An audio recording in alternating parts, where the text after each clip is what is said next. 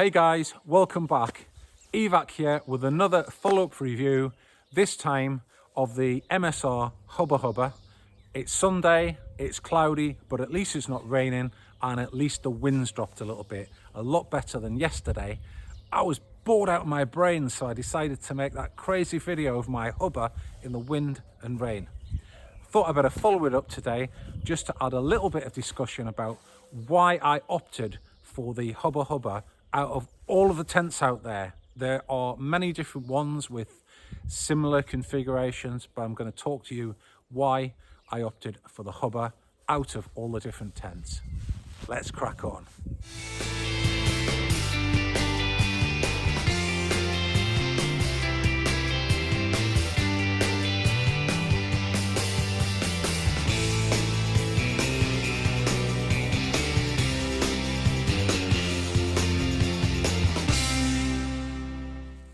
Let's have a look at the tent and see why I believe it's a fantastic bulletproof tent and a good choice for backpacking, bike packing, however you want to travel. So there's the tent itself. The tent with the fly sheet and the poles and all of the pegs checks in at 1.55 kilos, which I don't think's too bad. I did another review about the Big Agnes Tiger Spur, and by the time I added up the extra poles, the footprint it would need and everything else, I think that was up to 1.4 kilos. So to have another 150 grams for a tent which has a 30D floor, a 15D inner and a 20D nylon fly, personally I think the compromise of the extra 150 grams is well worth it. In addition, let's talk about somewhere else that weight comes from, which was clearly evident from my storm test yesterday. That is the frame system of the Hubba Hubba. Now, as we could see yesterday during my test in 30 to 40 kilometer winds, the Hubba Hubba fared well with winds from this area. Also from the lateral side, the Hubba withstood the wind test yesterday. Okay, it deformed the tent a little bit. There was no stretch, there was no stress on the materials, there was no deformation. The tent just came back to shape in between the wind gusts, which I was very impressed with because that's the first time I'd actually tested the tent in those conditions. Let's talk about now what separates the MSR Hubba Hubba fully freestanding tent from a semi-freestanding tent. Well, it's all down to the frame, isn't it? The frame system provides symmetrical stability all the way around the tent. So at each end, we've got this lovely curved shape with this hub connector. Now, you may or not know this, but curves introduce stability and strength. As the frame goes up, we've got another lovely curve on the top pole there. And transversely, another curve on the cross pole on the top. So it's a combination of all these curves which makes the Hubba stable in the winds. You probably note from the test yesterday, there was quite a bit of force on the end. It went in that direction or that direction. The tent didn't falter.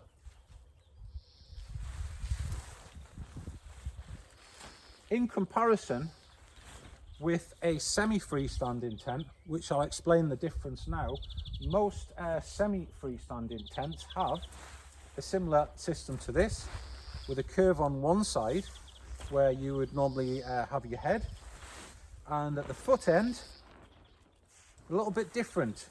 What happens at the foot end of a semi-freestander is this pole comes down all the way to the floor and the tent is reliant upon the two peg out points either side.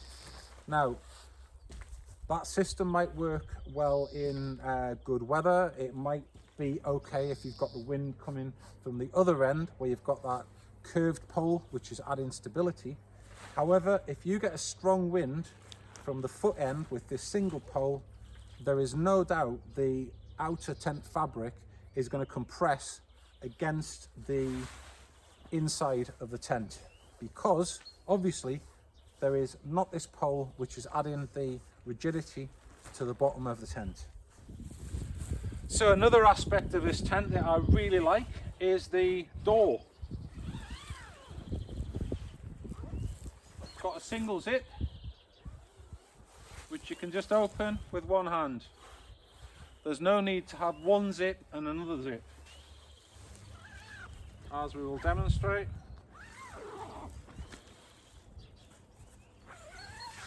There we go. The door opens and closes really easily. I'll put the fly sheet on now and let you have a look at it set up. So this is putting the fly sheet on. There's not really any instructions as to whether this pole here is meant to be on the top or the bottom of the longitudinal pole. Apparently, I've read on one article it's supposed to be on the top. However, I just find it's a little bit of a stretch to get those end grommets on the top, and I don't really see the difference between whether that one's on the top or that one's on the top, to be honest. So I have mine on the bottom. So you hook your fly sheet on there, bring it down, there we go. It's really easy. Then you just get your little webbing loops at the bottom there and pop them onto the ends of the poles.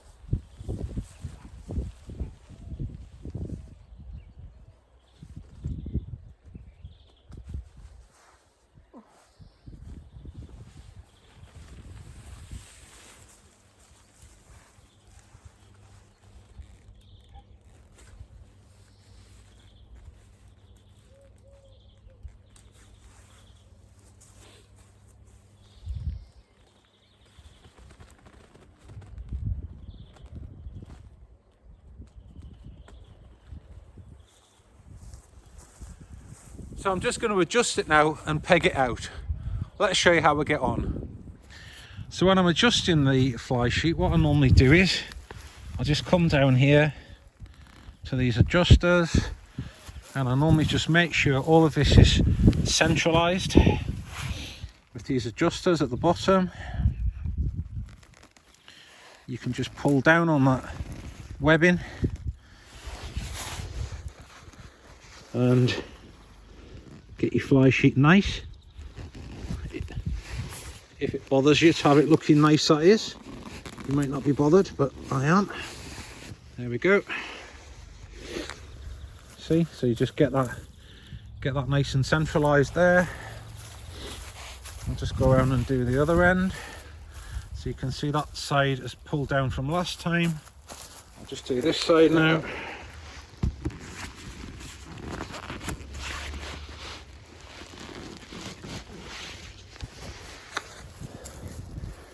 There we go, and that's not looking free bad. So there she is set up. Let's do a walk around. So let's have a look at the MSR Hubba Hubba and some of the things that I really like about the tent. First of all, it's in this dark olive green colour. I love this colour because, as you can see, it blends into the background. It doesn't stand out like a sore thumb. It's very unlikely anybody's going to spot this from space, or anybody who's trying to look for someone wild camping that shouldn't be, like myself. I love the profile of this tent from this end. It's just so aerodynamically designed. I mean, look at it. It's just sitting there.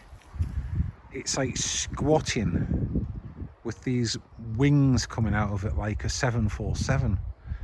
I just love the shape of this tent. As far as looks goes, I couldn't compare this to another tent just because of the shape. It's just so sexy. Look at that shape. I mean, if I did compare it to Nemo They're quite streamlined, for example. There's some other ugly looking boxy tents out there. Big Agnes, well, they're quite boxy, I think. Big, maybe it's in the name, Big Agnes. Maybe she was a big woman. They're just a bit voluminous in my view. But the Hubba, it just looks the business. Here's some of the other features I love. Look, you've got about 6 inches of webbing there. So if you can't get your peg where you want it, you can move your peg in and out. And sometimes, to have the fabric tight, you don't want the peg out here, you want to have it there. And you can pull it in and out on that little adjuster. As you can with the peg down points on the tent. Look, they've all got these really nice adjusters on them. So you could have your peg there, you might want to have it out there, for example. So you're not constrained by prefixed straps or guys for the securing of the tent. So you'll probably notice today it's not that windy. I haven't got the guys out. Normally I'll just leave the guys rolled up like that. I've never ever been out in this tent and had to have the guys out, to be honest, even when I've been on the top of a mountain. Yesterday was a little bit of a wind test just to see how it performed.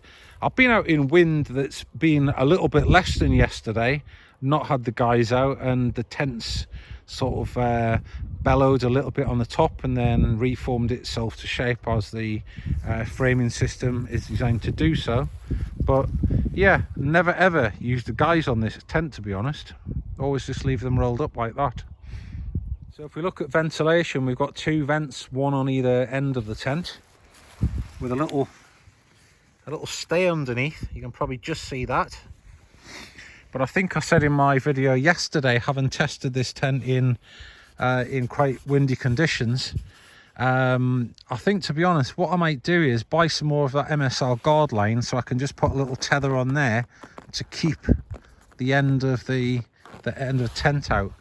Alternatively, if you didn't want to use that guy there, for example, you could put it through there and then tether it out from there. But if it was windy enough to need to have that secured out, you probably would be using that guard line anyway, I would imagine. So moving on to the door. This tent has this lovely gutter here, so when you open the door on a morning, if it's covered in dew or raining, you don't get a load of water coming down into your cup of tea. And opening the door, let's have a look. You've got a bit of Velcro down there at the bottom. You've got a zip, and your door opens. Got a bit of Velcro there. Keep the flap shut. Open it up, it opens. There we go. See, one hand, watch.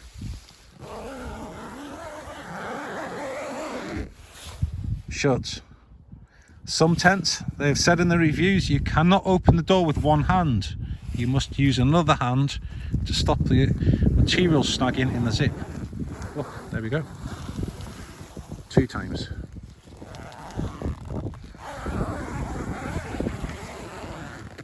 3 times. 4 times. I could not own a tent where I had to have 2 hands to open the zip because the zip constantly got stuck. Look, 3 times. I could do this all day, but it'll just take loads of video.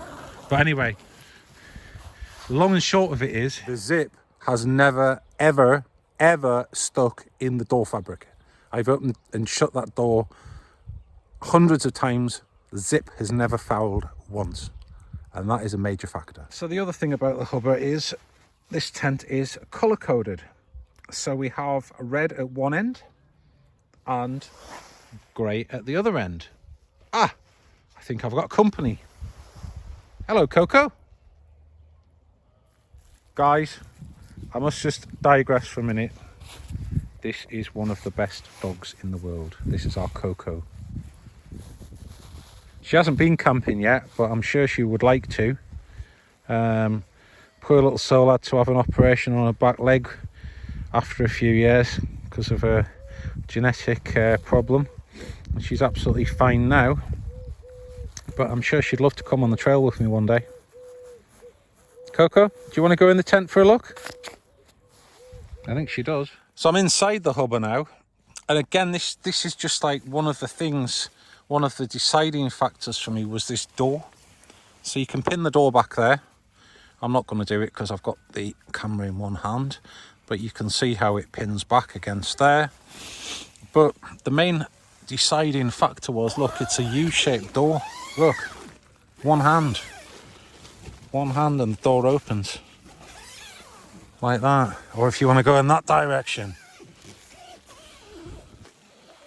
there we go. Or if you want to have two zips going up and down, you can. Some tents have two zips on the door. That was not going to really do it for me, to be honest, because I don't want to have to open one zip in one direction and another zip in another direction. There's probably nothing wrong with that, but for me, why would you have two zips when you can have this U-shaped opening door, which you can actually, you don't even need to use a zip. You can just pull the fabric and the zip glides along. So that's a really good thing.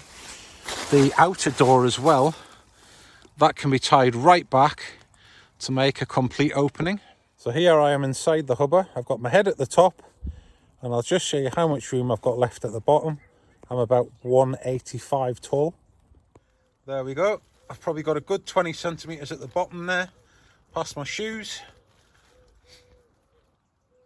And I normally use a Nemo Tensor long wide mat in this tent, which normally goes to about there. It's about 65 wide. I can get the wide Nemo in and the standard Nemo in if my daughter comes with me.